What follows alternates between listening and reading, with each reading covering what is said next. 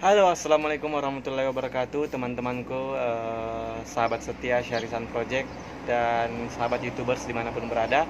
Jadi hari ini kita akan membahas apa saja perbedaan antara Rotex Malaysia dan STNK Indonesia. STNK dan Rotex ini memiliki fungsi yang sama. Tapi sebelumnya kita lanjut videonya, jangan lupa like, share, dan subscribe video ini. Semoga apa yang saya sampaikan bermanfaat untuk kita semua. Dan bagi teman-teman yang mungkin baru hadir di video kali ini, bantu dan support channel kecil ini, channel sederhana ini, supaya kedepannya bisa jadi channel yang lebih baik dan memberikan konten-konten yang interaktif dan bermanfaat untuk kita semua. Oke, jom kita lihat videonya. Halo teman-teman yang di Malaysia, jadi kurang lebih kalau Roteknya itu orang Indonesia itu seperti ini, besar. Ini Rotek, atau biasanya kalau di Indonesia orang sebut ini STNK, surat tanda nomor kendaraan. Ya, surat tanda nomor kendaraan bermotor atau STNKB. Jadi di Indonesia ini sebutnya STNK, fungsinya sama dengan Rotex yang ada di Malaysia. Jadi ini adalah Rotex untuk orang di Indonesia. Baik motor ataupun mobil, Rotexnya kurang lebih seperti ini. Jadi kawan-kawan Malaysia, siapa tahu jalan-jalan ke Indonesia nanti mau bawa kereta atau bawa motor, jangan lupa bawa Rotex. Rotex itu dibawa seperti ini, dan Rotex Indonesia itu tidak digantung di motor ataupun dilekat di cermin atau ditempel di cermin mobil.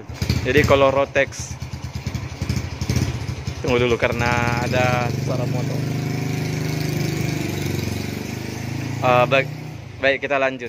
Jadi teman-teman, kalau Rotex atau STNK Indonesia itu kurang lebih seperti ini. Jadi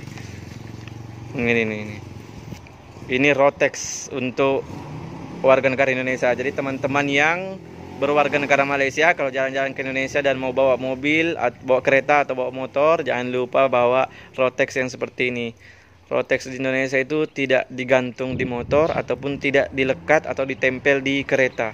Nah, untuk teman-teman yang warga negara Indonesia, kalau di Malaysia sendiri, kalau jalan-jalan ke Malaysia, Rotexnya atau STNK Malaysia itu hanya seperti ini, kecil sekali ini nih. Nah, ini STNK yang ada di Malaysia, kecil sekali dan wajib digantung di kunci motor, karena kalau tidak digantung di kunci motor boleh kena tilang atau saman. Jadi wajib digantung di kunci motor. Dan fungsinya sama dengan STNK. Ini kecil sekali ya, langsung digantung di kunci motor. Seperti itu.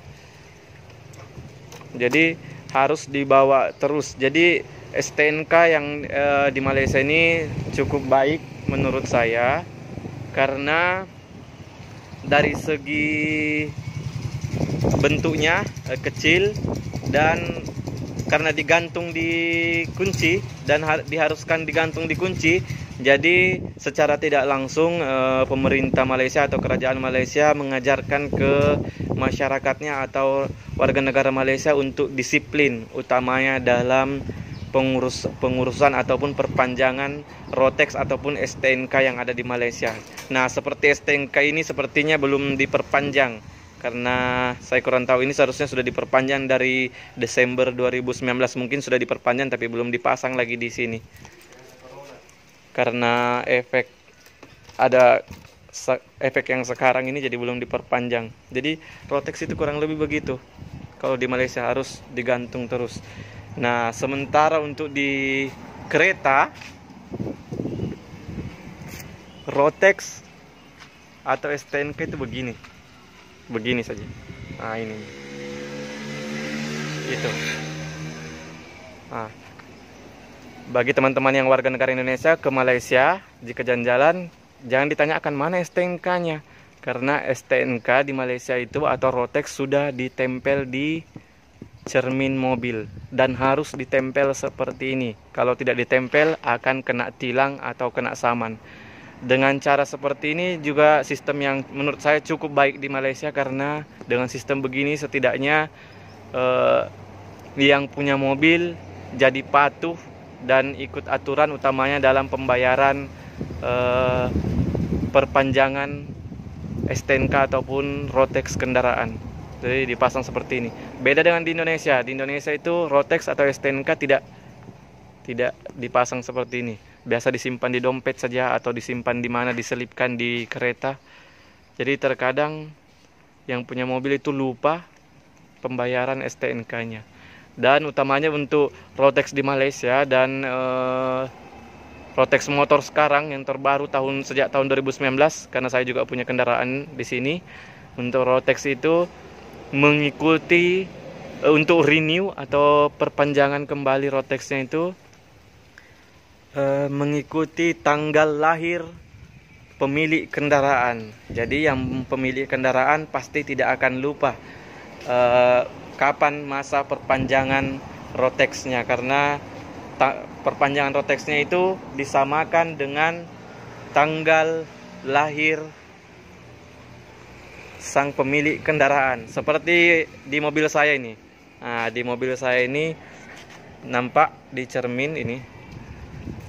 Di cermin di sini tertulis 26 Agustus tahun 2020. Kenapa 26 Agustus di sini?